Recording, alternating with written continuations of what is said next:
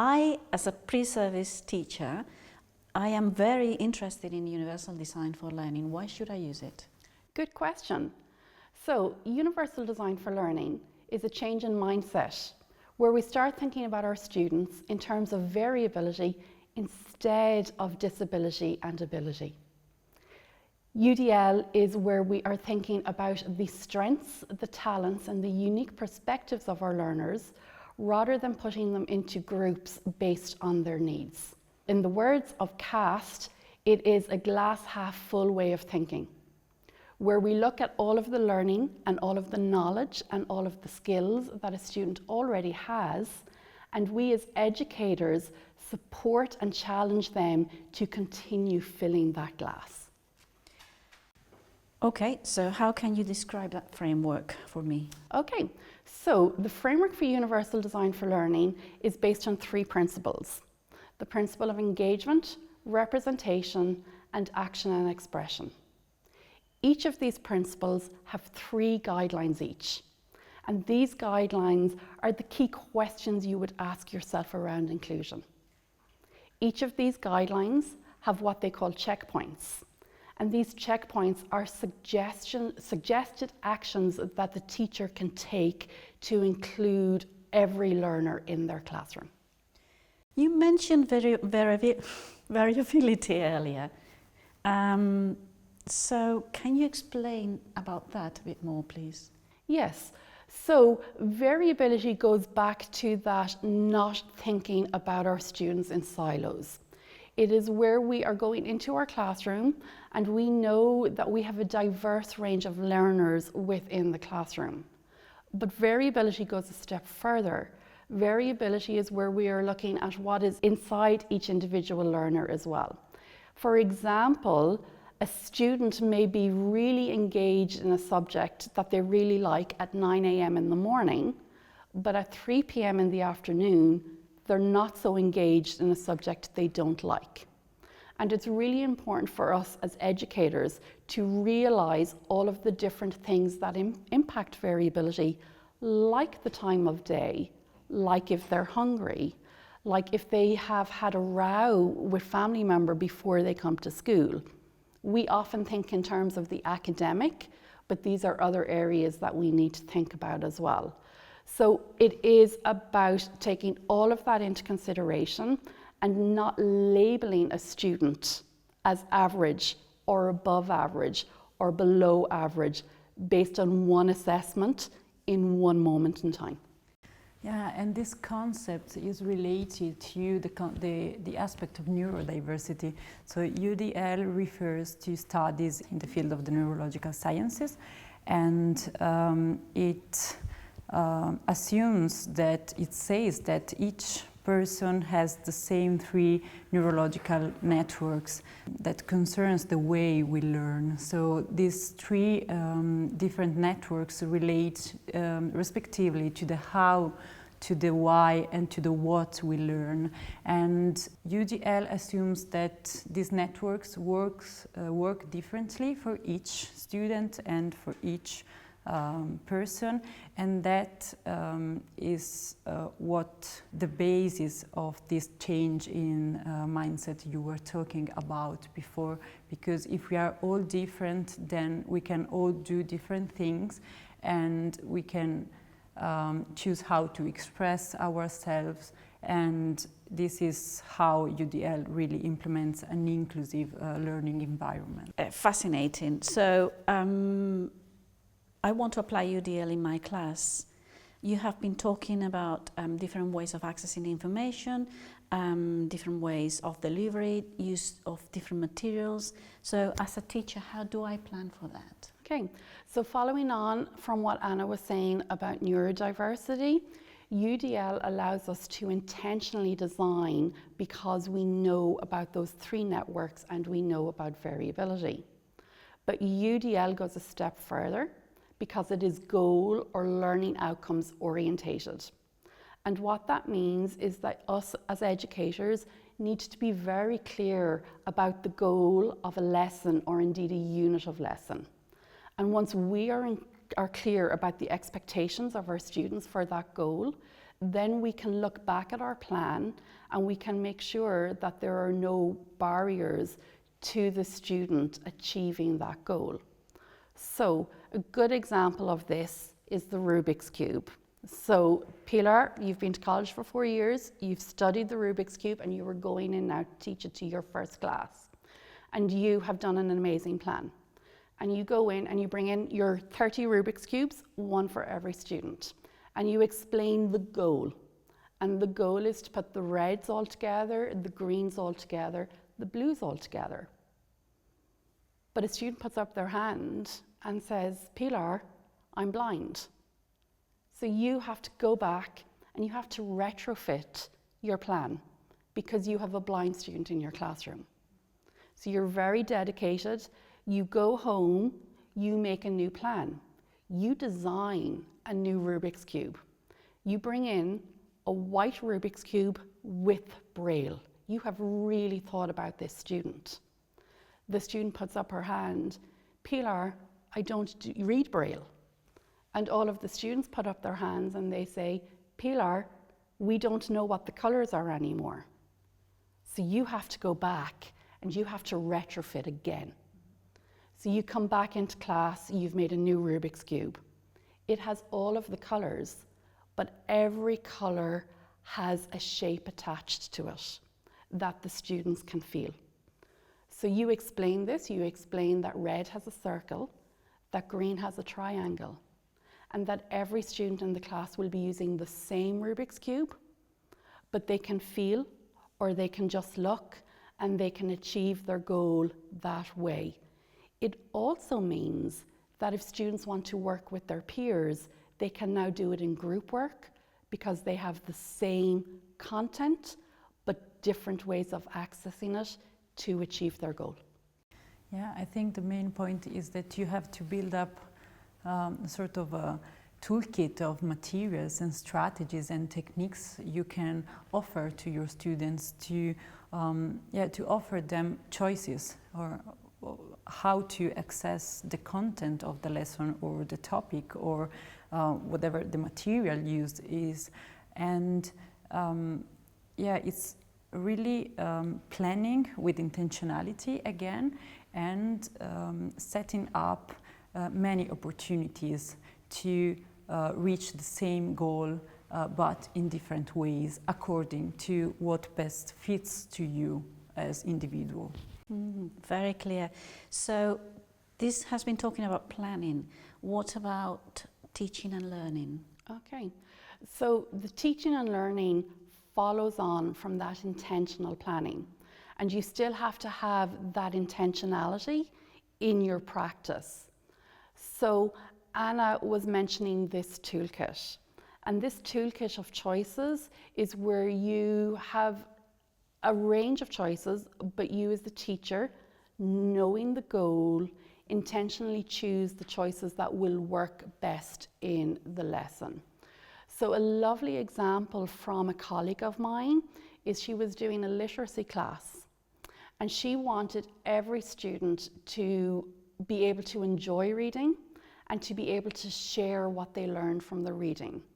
So she gave them 4 choices on how they obviously would read the book and then how they would share their reading. So they could write about it, they could do a poster, they could role play something from it, or they could do a little movie. And there was one student in the classroom and she was watching this student reading the book and then going from choice to choice to choice to choice. And she said she was really worried because this student wasn't settling on anything. But because it is about choice and flexibility, she took a step back. At the end, this student gave an excellent report. And on the reflection about his process, he said that the reason he enjoyed it so much was because he got to try every choice and find the one that suited his style best. And he was able to transfer that into other classes and other subjects because now he'd had the opportunity to explore all of the choices and figure out what worked for him. Yeah, I think that it's really important also this learning process where also the students themselves are involved and engaged, and that's how you build engagement and interest in the students also in their own learning, and yeah, how you make sure they are participating in the learning process. Motivation is very important, yes. And I think, just to give an analogy of it, if you think about our learning goal or our learning outcome. So everyone in this room today had to get to Brixton on Sunday by a certain time. So we used our Google Maps, we used our GPS, and we put in Brixton. We all started from different locations around the world. So this is like our students starting on different pathways to achieve the same goal. When we open Google Maps, it gives us a choice. Do we want to use a car, public transport, walk, cycle? We pick our choice, and then it gives us more options. So let's just say that we've picked we're driving. You go in and it will give you 2 or 3 routes. It will give you a route where there's tolls. It will give you a route where there's no tolls. It will highlight any barriers, any traffic jams on your chosen route. Once you choose your route, you then have the choice of listening to the directions while you're driving, of looking at the directions while you're driving, or doing both. As you're driving, if a barrier comes up, if a traffic jam comes up, it gives you the option to take an alternative route. We all still get to Brixton at the same time, but we have all taken different routes, and some of us have adapted our routes as we've gone. Excellent. Now, a third point is that we work within institutions. So there has to be a formal assessment at the end of the course. How does UDL apply in this case? So yeah, also here the main principle is flexibility. So, and also in this case, building up choices for the students. Of course, we still have to deal with institutionalized assessment, but I can offer also in this case different options to my students and reach the assessment anyway. And this means also, for example, discussing with the students or let them come up with new ways of demonstrating what they've learned, their knowledge and their skills and the skills they acquired. And then of course you have to deal also with the organization of your school, the structure of your school, but it's all about agreeing on, I don't know, using a rubric, using other ways of assessment, but having a shared structure which also stays flexible and that allows for different options. Absolutely. And an example that I could give of that was in my own teaching. I was teaching English and we were doing Romeo and Juliet. And the goal was for the students to be able to describe the characteristics of one of the characters. I had one student in this class who at the time I would have called challenging. It was constantly, I don't like, I hate, I don't want to do. So we were doing this character assignment and I decided that I would try some UDL approaches, and I found some checkpoints from the guidelines. And what I did was I offered choice in their assignment. So before, they only had the choice of writing. This time I said you can write, you can do a role play, or you can do a poster presentation.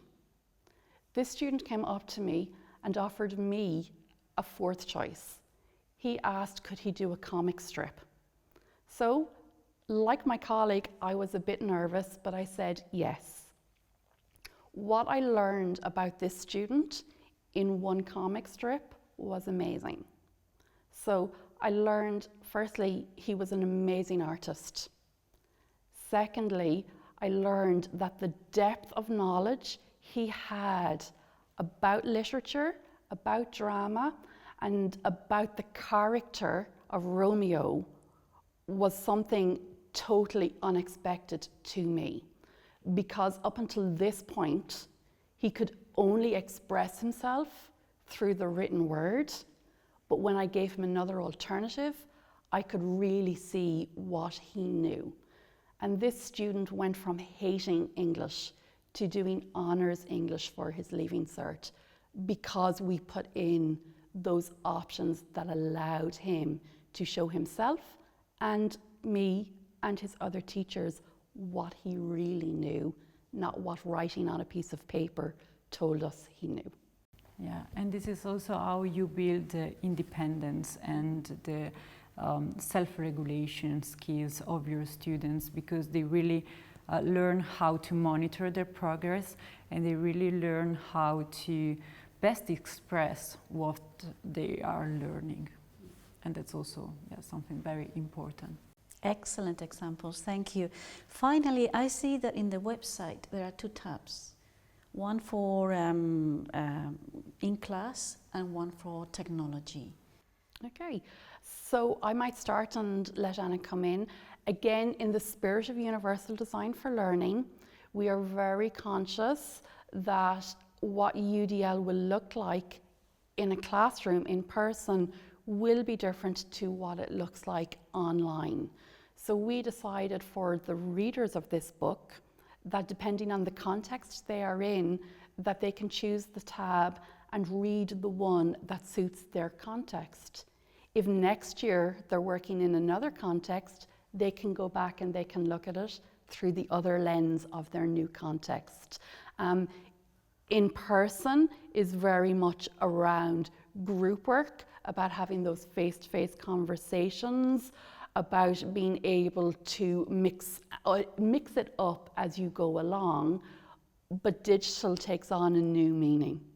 Yeah, and in person, I think that also the environment plays a role. So you should also plan how the space of your classroom or of your room looks like, and how the space and the environment can help the work, the individual or the group work. So this is something that is very specific to the in-person situation, which is of course very different from digital environments.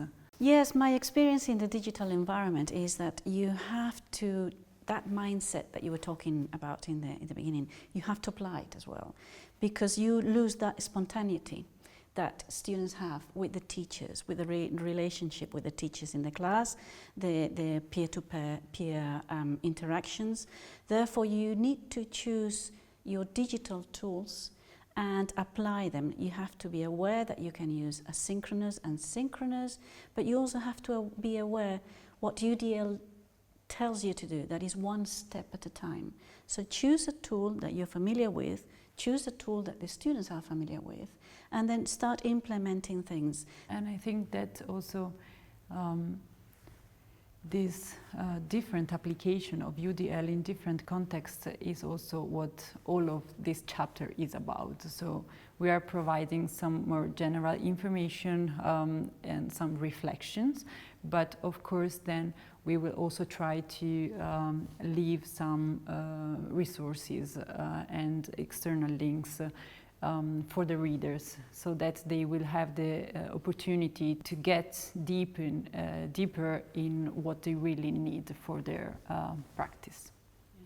And we've talked a lot about the general Universal Design for Learning, and that could scare somebody listening to this or reading the chapter, because they will go, where do I start? Have I to do all of this on Monday? And the answer is no. What CAST recommend is one small change. And they give the analogy of Sunday night for a change for Monday morning. So it's Sunday night and you have your lesson plan and you realize that it's not very inclusive. What one small change can you make now to make the lesson more inclusive for your students on Monday? And after that, what other one small change can you make to build on your first small change? And that is how you enact UDL, one small change at a time. So it's not scary for you, but also that your students are learning this process as you go through it with them. Excellent, and this is applicable to any subject, any matter, any subject, concept. and any context, so whether it's in face or if it's in digital Digital. learning.